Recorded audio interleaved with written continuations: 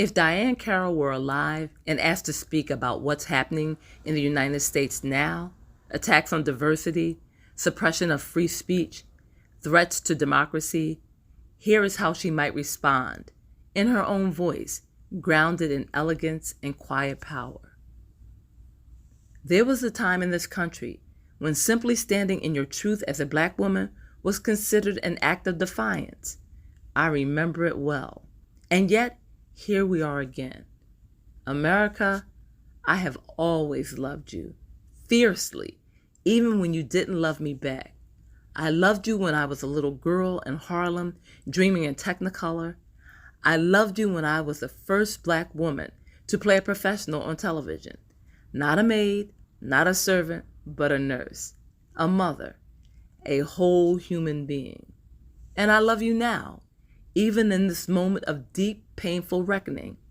But love, real love, does not turn away from the truth. You see, people often call me elegant, and I was.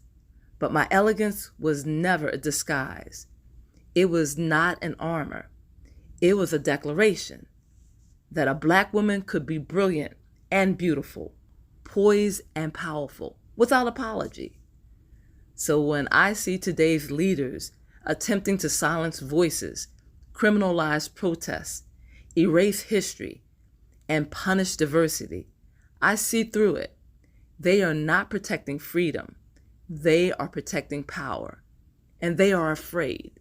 When you attack universities, when you threaten funding for hospitals and schools because they refuse to conform to authoritarian demands, you are not securing a nation. You are shrinking its soul. The artists, the students, the teachers, these are your lifelines. To silence them is to bleed yourself dry. To every woman watching, especially Black women, know this: you are not too loud. You are not too angry. You are not too much.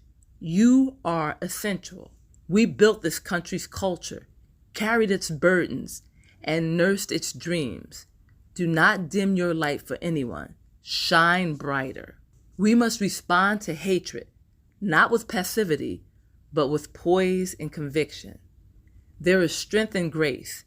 There is power and dignity. But there is nothing graceful about silence when injustice is at your door. You can wear pearls and still raise your voice.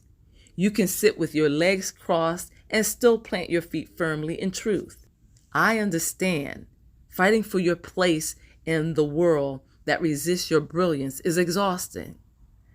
But listen to me. Do not shrink. Do not settle. Do not disappear. America is only ever as good as the people willing to demand that it be better.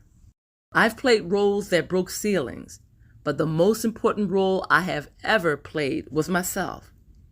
Be yourself. Defend yourself. Uplift others.